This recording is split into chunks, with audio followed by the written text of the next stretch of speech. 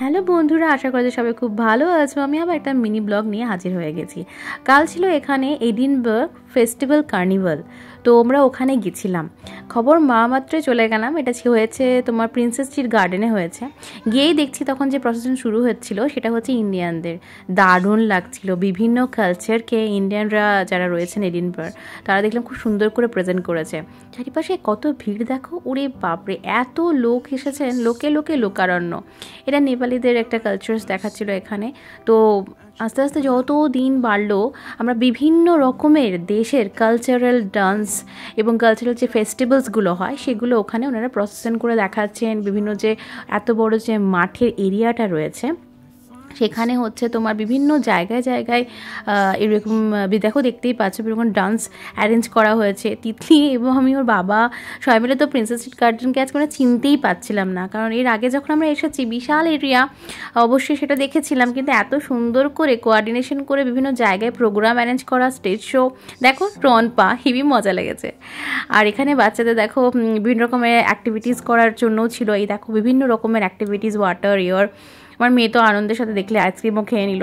এখানে দেখো কিছু দুবাই থেকে কিছু এসেছেন মানুষজন, সেখানকার কালচার দেখিয়েছেন। মানে দারুণ দারুণ, খুব সুন্দর লাগছিল চারিপাশের ভিউ দেখতে।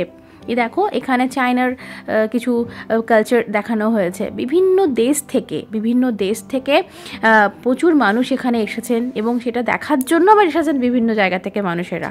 দুপুর থেকে বিকেল করাতে আমেরিকা থেকে যে দেশগুলো পারফর্ম করতে এসে তারা করতে শুরু করলেন। দারুণ ছিল। ওনাদের একজন মানুষ এসে তিতলির মাথায় দেখো এই টুপিটা পরিয়েছে। ওনারাও ভীষণ মজা পাচ্ছিল, তিতলিও খুব মজা পেয়েছে। আশেপাশে সবাইকে দেখো, দেখে তো মনে হচ্ছে পরি, বিভিন্ন দেশ থেকে পরিটা যেন নেমে এসছে। এত কালারফুল লাগছে। একে তো চারিপাশে গ্রিনারি ভিউ খুব সুন্দর, তার মধ্যে এত দারুণ দারুণ কালচারাল অ্যাক্টিভিটিস দেখাচ্ছে, ড্রেস আপ দেখাচ্ছে। দেখে সবাই খুব আনন্দ পাচ্ছিল। আমি এখানে মিউজিকগুলো দিতে পারিনি, কারণ কপিরাইট ক্লেম চলে আসবে, সেজন্য আমি পরে ওগুলো আস্তে আস্তে দেবো।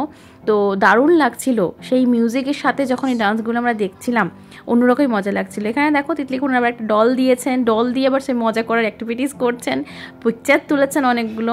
আমরা খুব মজা পাচ্ছিলাম।